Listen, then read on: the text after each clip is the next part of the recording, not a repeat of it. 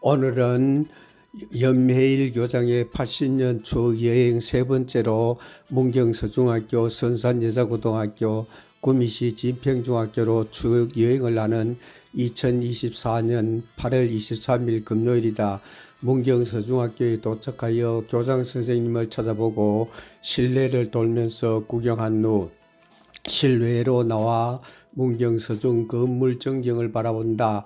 운동장에서 본관 건물 전경을 동영상으로 찍는데 본관 건물 오른쪽에 옛날 기와집이 한 채가 보인다. 내가 근무할 때는 보지 못하였던 건물이다. 그래서 가까이 가서 건물 현판을 읽어본다. 간산지간이다. 간산지간이 무엇하는 건물인지 안내판을 읽어본다.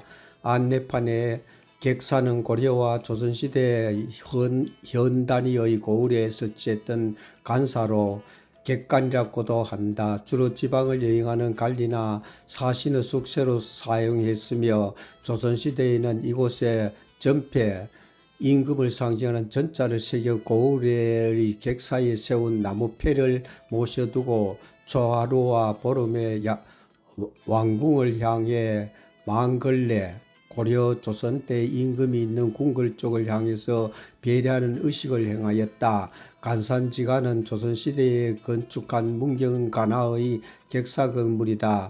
원래 중앙부의 주관과 부속관인 좌익사 왼쪽 날개 건물과 우익사 오른쪽 날개 건물이 있었으나 지금은 주관과 좌익사만 남아있다. 우익사의 철거 연대와 그 연유에 대한 기록은 없다. 주관은 앞면 3칸, 옆면 2칸이고 좌익사는 앞면 2칸, 옆면 2칸이다.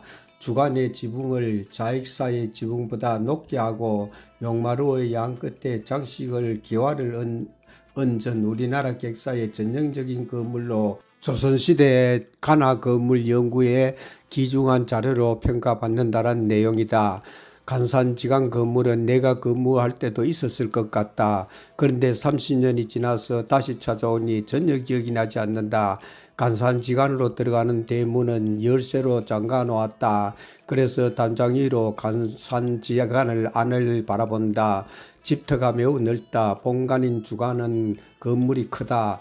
주관 왼편에 있는 왼쪽 날개인 좌익사는 본관 주관보다 건물의 규모가 작다. 오른쪽 날개인 우익사가 없어서 아쉽다. 옛날 조선시대 건물인데도 건물이 아직도 튼튼하고 아담하다. 건물의 기둥도 아직 튼튼하다. 간산지간 건물 둘레에 만들어 놓은 담장 위에 기와가 가지런히 얹혀 있어 담장도 무너지지 않을 것 같다. 간산지간을 구경하고 간산지간 옆으로 난 길을 따라 본관 건물로 올라가 본관 건물과 후관 건물 사이에 있는 보조 건물들을 구경하고 후관 건물 뒤편으로 올라간다. 최근에 지은 주울관이 웅장하다. 주울관 자리와 그 옆에 있는 주차장 거리에 내가 근무할 때 선생님들이 살 수 있는 사택이 여러 채가 있었다. 내가 문경서중에 3년 근무하면서 사용하였던 사택은 흔적도 없이 사라졌다. 교장실에서 교장 선생님과 얘기할 때 사택이 아직도 있느냐고 물어보았다. 학교 뒤편에 주울관이 들어서고 마을 사람들이 집을 지으면서 옛날 사택은 모두 없어졌다고 하였다. 대신에 읍내의 선생님들의 사택을 현대식으로 지어놓았다고 하였다. 문경서중 사택이 없어진 것을 보니 내가 집사람을 사택으로 데리고 왔을 때 옛 추억이 떠오른다. 내가 문경서중에 2년째 근무할 때 대구 지하철에 큰 불이 나서 사람들이 많이 죽었다. 그 모습을 텔레비전으로 지켜보던 집사람이 우울증에 걸려서 우울증이 갈수록 심하였다. 토요일에는 내가 집에 가면 집사람이 잠을 자지 않고 울고 다녔다.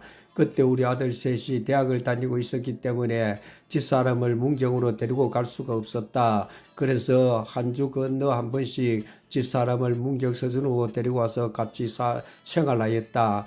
집사람이 문경서중 사택에 왔을 때 낮에는 학교 옆에 있는 절에 가서 스님으로부터 좋은 말씀을 많이 들었다. 그래서 우울증이 약간씩 좋아졌다. 그래서 백지학교 만긴 3년을 채우고 선산여자고등학교로 이동하면서 집에서 출퇴근하였다. 집에서 출퇴근하니 우울증이 완전히 사라졌다. 집사람 우울증이 심할 때에는 성진을 포기하고 대구 가까이 학교로 이동해서 집에서 출퇴근할까 하는 생각까지도 하였다. 만약 그때 백지학교 만기 3년을 채우지 못했다면 교감 승진을 못했을 것 같다.